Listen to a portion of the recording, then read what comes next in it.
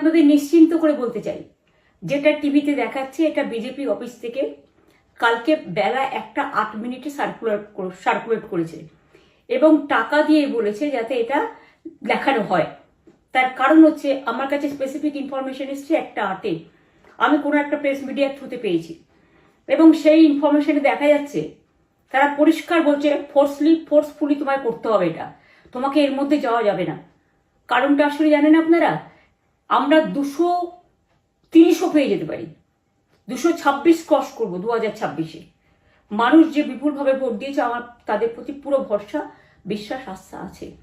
এবং ওরা কালকে এটা করিয়েছে প্রেসকে দিয়ে, তার কারণ গদি মিডিয়াকে দিয়ে, তার কারণ হচ্ছে ওরা তো আপনারা জানেন ইডি সিবিআই ইনকাম ট্যাক্স সবাইকেই চমকায় এবং সেন্ট্রাল ফোর্স যে ব্যবহার কাল করেছে এবং তাতে যে নতুন পুলিশগুলো অ্যাপয়েন্টমেন্ট হয়েছিল যারা আমার হাতে ছিল না, তারা ভীষণ মেয়েদের মেরেছে, বাচ্চাদের মেরেছে। যে ভদ্রলোক উদয়নারায়ণপুরে ভোট দিতে গিয়ে মারা গিয়েছে, আমি তার শোকাহত পরিবারকে সমবেদনা জানাবার ভাষা আমার নেই, কিন্তু পরিবারটার পাশে আমরা থাকবো। এবং যে তৃণমূল কংগ্রেস কর্মীরা এমনকি সাংবাদিকদেরও মেরেছে, আমি যেখানে ছিলাম ভবানীপুরে চক্রবেড়িয়ায়, আমি বাচ্চাদেরও মেরেছে, মহিলাদেরও মেরেছে, একতরফা মেরেছে। যাদের তৃণমূল কংগ্রেসরা জীবন দিয়ে লড়াই করেছেন, মার খেয়েছেন, তবুও তারা এলাকা ছেড়ে যাননি। অনেককে ইচ্ছে করে অ্যারেস্টও করা হয়েছে যাতে তারা এজেন্ট হিসেবে কাজ করতে না পারে। বিশেষ করে ভাটপাড়া, জগদ্দল, নোয়াপাড়া, এরকম অনেকগুলো জায়গা আছে।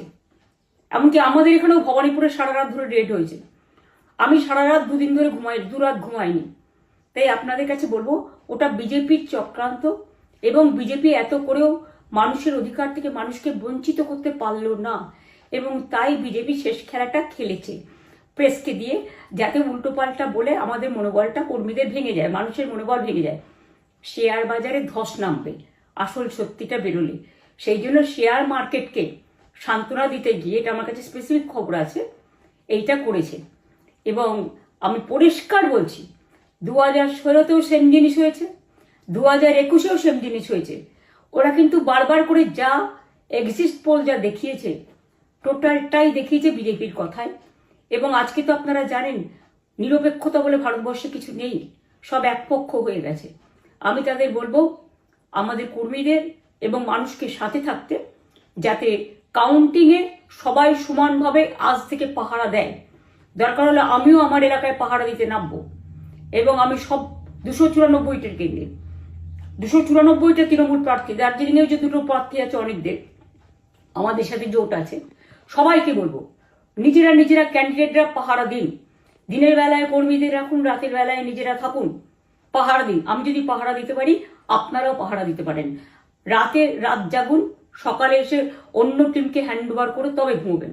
তার কারণ এই সময় ওরা ইভিএম মেশিন যখন কাউন্টিং হল থেকে, যখন মানে যেখানে স্টোর করা হয়েছে সেখান থেকে যখন কাউন্টিং হলে নিয়ে যাবে, তখন কিন্তু মেশিন বদলে দেওয়ার সম্ভাবনা ওরা প্ল্যান করেছে। সুতরাং নজর রাখতে হবে যাতে কোনো রকম নেগলিজেন্স না হয়, অবহেলা করবেন না। আর কাউন্টিং এমনভাবে করবেন, এমন যোগ্য লোককে দেবেন লাস্ট অব্দি। আমি যতক্ষণ প্রেস কনফারেন্স করে না বলবো ততক্ষণ কেউ কাউন্টিং টেবিল ছাড়বেন না। এবং মনে রাখবেন যে টেবিলে যেটা কাউন্ট হয় তারপরে ওরা কম্পিউটারে আপলোড করার সময় সেটাকে চেঞ্জ করে দেয়, মানে আমাদেরটা দিয়ে দেয় বিজেপিকে, বিজেপিটা দিয়ে দেয় আমাদের। সেদিকেও নজর দিন, সতর্ক থাকুন। এবং আমি নিজেও কাউন্টিং হলে হানা দেবো, কারণ আমি অ্যাজ এ ক্যান্ডিডেট যেতেই পারি, সেরকম সব ক্যান্ডিডেট বসে থাকবেন।